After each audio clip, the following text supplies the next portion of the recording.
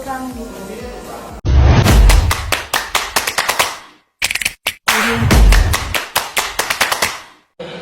Assalamualaikum, halo and welcome to people. Konten kami kali ini bakal menjawab seputar pertanyaan yang agak deep ya. Yaudah, langsung aja cek it out. Halo, gue Yohan. Gue Flora. Hai, gue Awal. Gua Arya. Aku Anna. Gue Feby.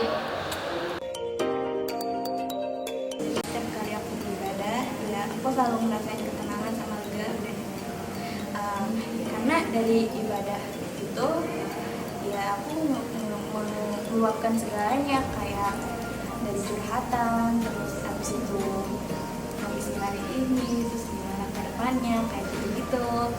Nah, terus kadang tuh aku juga sampai terharu sendiri gitu kan sama Allah, karena kayak ada kesempatan kayak Allah tuh baik banget sama aku gitu. Terus aku jadi nyumpulin ke diri sendiri bahwa apa namanya hidup tanpa ibadah itu kayaknya rasanya ada yang kurang gitu. Apa jiwa kita tuh kayak ada yang resah kayak gitu.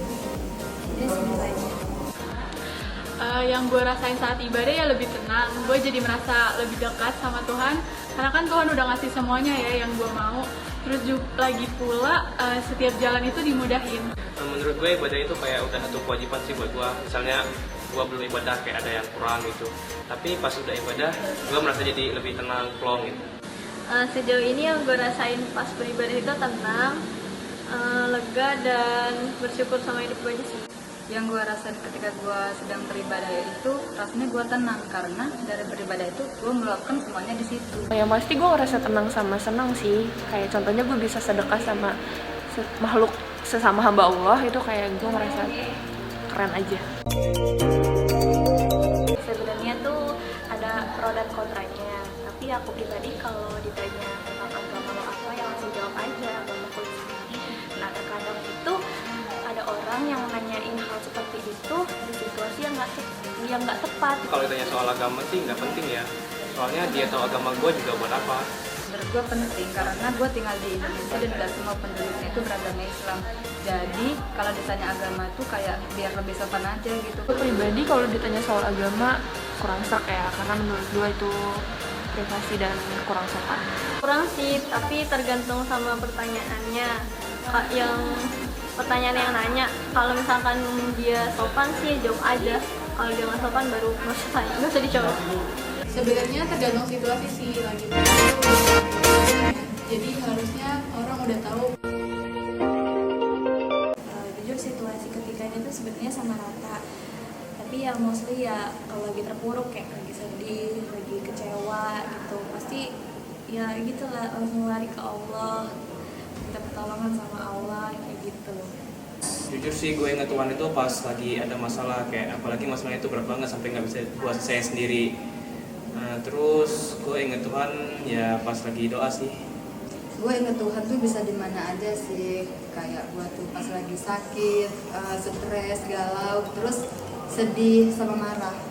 Gak munafik sih, gue inget Tuhan tuh di saat gue ngerasa gue punya masalah, yang masalah itu gak bisa gue selesaiin sendiri.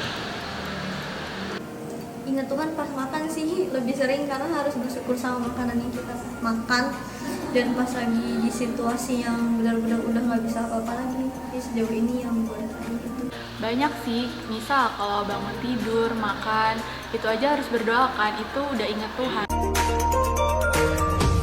pertamanya itu pasti aku kayak menghela nafas gitu, kayak gitu ya. Habis itu aku nggak berhenti berdoa, dan aku yakinin ke diri aku sendiri dalam hati, mungkin nggak sekarang tapi pasti ada waktunya Allah bakal ngabulin doa aku suatu hari nanti. Tenang, Allah maha mendengar kok gitu.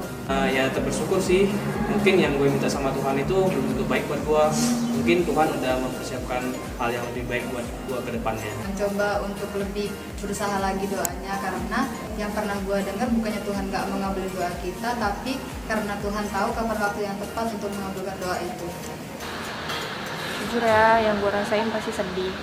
Tapi gue percaya kok kalau Tuhan itu punya cara lain buat ngabulin doa gue di waktu itu. Sedih sih pastinya, tapi mau gimana lagi, pasrah aja udah.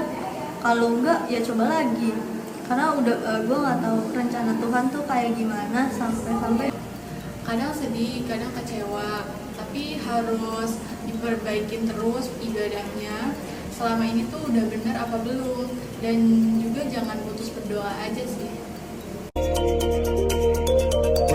ikhlas yang paling tinggi itu ikhlas, mengikhlaskan seseorang, mengikhlaskan kepergian seseorang itu selama lamanya.